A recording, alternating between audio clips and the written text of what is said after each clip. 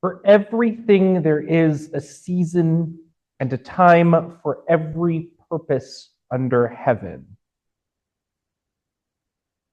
There are times in the year that are marked by lights, bells, and joy, the visible humming energy of celebration. And then there are times like this one where we enter into a quieter season. Advent, a time of waiting, a time of watching, a time of pausing long enough to notice the darkness around us and somehow, against all odds, to still search for hope. Advent, in many Judeo-Christian traditions, is framed as a season of expectation, a time when a weary world waits for a new promise of life.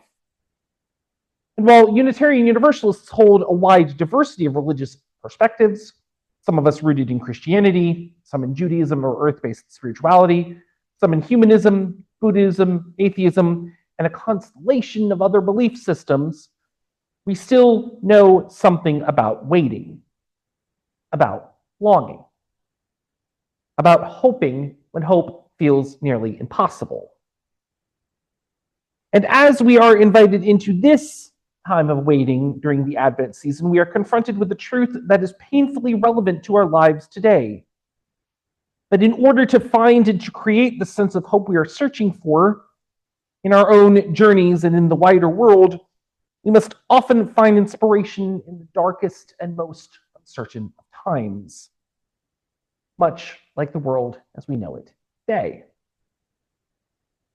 Because these are not easy days. We do not gather in a time of simplicity or certainty. We gather in a world strained by violence, division, injustice, political upheaval, and profound grief.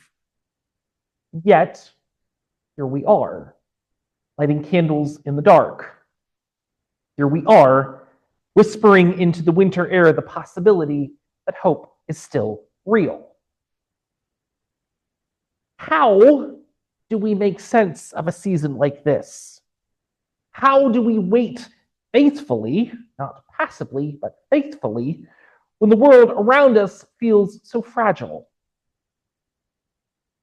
One ancient voice speaks to us across the centuries, the teacher from Ecclesiastes, or Koheleth, who opens the 3rd chapter of his book with a reflection we have heard many times. For everything there is a season and a time for every purpose under heaven. This verse has echoed throughout history, and it arrives again today, inviting us to ask, what season is this? And what purpose does this moment hold? The book of Ecclesiastes is part of the Hebrew Bible's wisdom literature, texts that do not tell stories or issue commandments, but instead explore the complexity of living a human life. Koheleth, the teacher, is not interested in offering neat theological answers. He doesn't say everything happens for a reason or God planned it all. Instead, he looks honestly at life and says, life is complicated. Life is unpredictable. Life is cyclical. Life is full of seasons. And this is what makes Ecclesiastes so relevant for Unitarian Universalists. It does not demand a singular belief or a narrow doctrinal understanding. Instead, it opens the door to reflection and experience. It gives us permission to ask questions. It gives us permission to doubt. It gives us permission to see the world as it is, not as we wish it would be. When Koheleth writes, for everything there is a season, he is not describing a divine blueprint in which every moment has been pre-written. The Hebrew word he uses for season, zaman, means an appointed or fitting time, a time that emerges from the reality of life, not predestination. And the word translated as purpose, chefetz, means an inclination, a matter of human concern, not a divine decree. So when we read this verse in a UU framework, we can understand it to say, life unfolds in rhythms, not all chosen, not all desired. But each season invites us into meaning making, compassion, and ethical response. It is not telling us that everything is good, it is telling us that everything is real, and that wisdom is found in understanding how to live within the seasons we are given. During Advent, a time of darkness, waiting, and hope, that wisdom matters more than ever. Many of us come into this congregation carrying burdens heavier than we admit. Some of us are grieving losses that still ache. Some are navigating transitions, new diagnoses, challenging relationships, financial uncertainty, anxieties about our children or the world they will inherit. Some of us carry the weight of global suffering, environmental collapse, wars, political polarization, economic inequality, the rise of hatred and injustice directed toward vulnerable communities. We feel this weight in our bones. We are living through a season that many might call a season of darkness. Ecclesiastes does not shy away from this. It does not sugarcoat the human experience. Koheleth looks straight into the void, into morality, injustice, absurdity, and says, essentially, yes, this is part of life too. In that sense, Ecclesiastes is profoundly Advent-like. Because Advent is not about pretending the world is fine. Advent is about acknowledging the darkness and choosing to kindle hope anyway. It is about saying there is a season for grief, and this might be one of them. But there is also a season for hope, and this must be one of those too. Unitarian Universalists are not always accustomed to waiting. We are a justice-oriented people. We are doers, organizers, advocates, builders, protesters, educators, liberators. We are people of action. But waiting is not the same thing as doing nothing. Waiting, spiritually speaking, is a practice of attentiveness. It is a practice of noticing the season you are in rather than fighting against it. It is about holding still long enough to hear the wisdom of your own life. It is about recognizing that the world grows seeds in the dark, seeds that we cannot see. In Advent, we are reminded that transformation is already happening beneath the surface. The world is waiting for something new to be born, and we are asked to participate in that waiting with intention, not passively, not hopefully, but faithfully. We cannot rush the winter solstice. We cannot force the sun to rise. We cannot command the light to come back in the world. But we can prepare the soil. We can tend the lamp. We can be midwives of hope. Ecclesiastes also reminds us that our lives exist within the larger rhythms of the world, the interdependent web of all existence. The teacher says, essentially, humans are not in control of everything. We are part of a larger unfolding. This does not diminish our agency. Instead, it contextualizes it.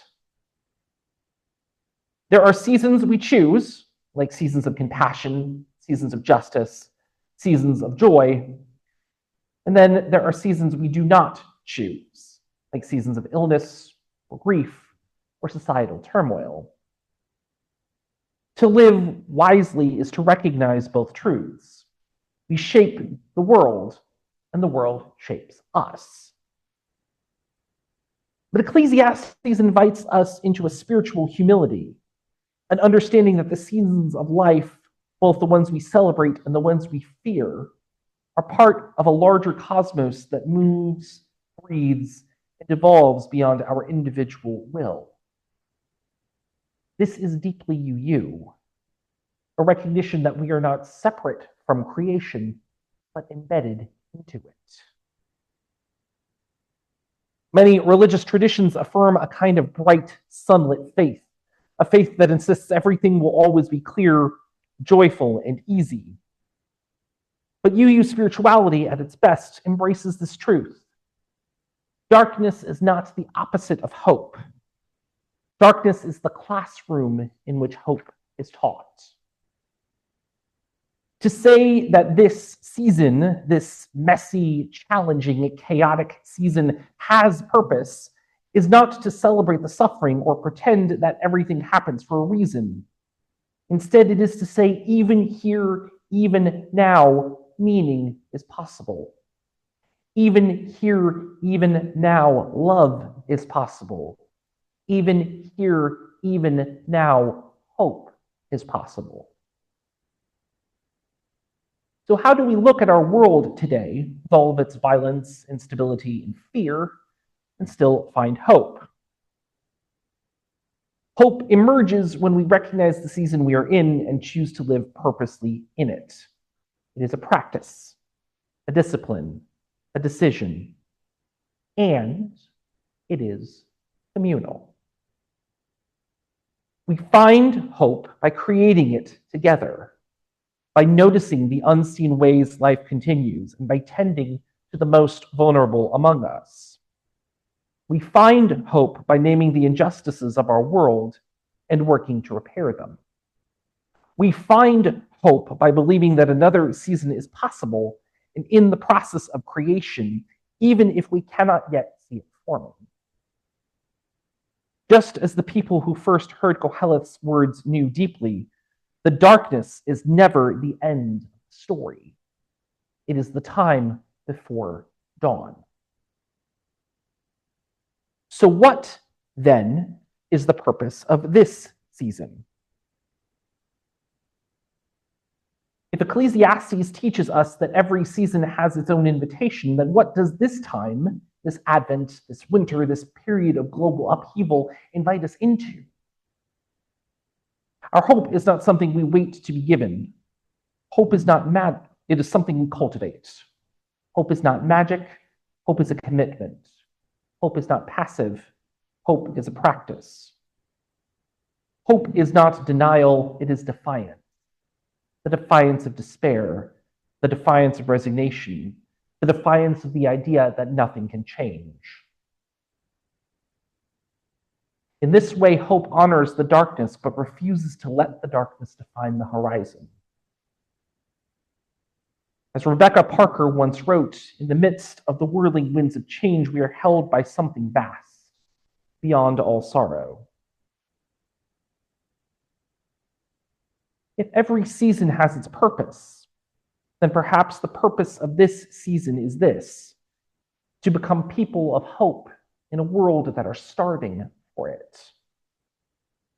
Not because things are easy or certain, not because the darkness is gone, but because hope is a light that we kindle.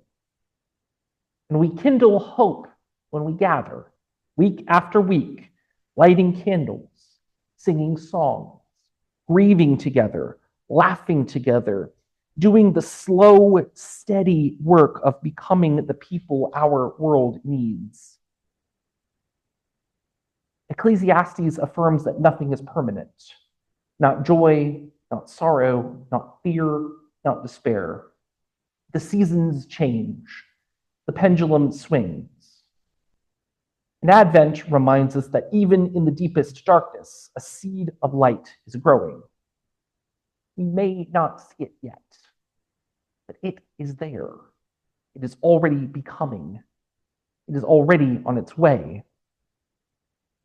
For everything there is a season, and a time for every purpose under heaven.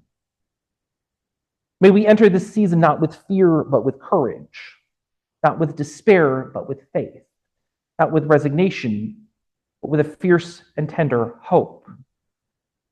A hope that grows in the dark, a hope that refuses to let go, a hope that we nurture together until the dawn finally breaks. May we cause it to be so. Blessed be. Amen. Shalom. Assalamu alaikum. Namaste. Thank you all so much.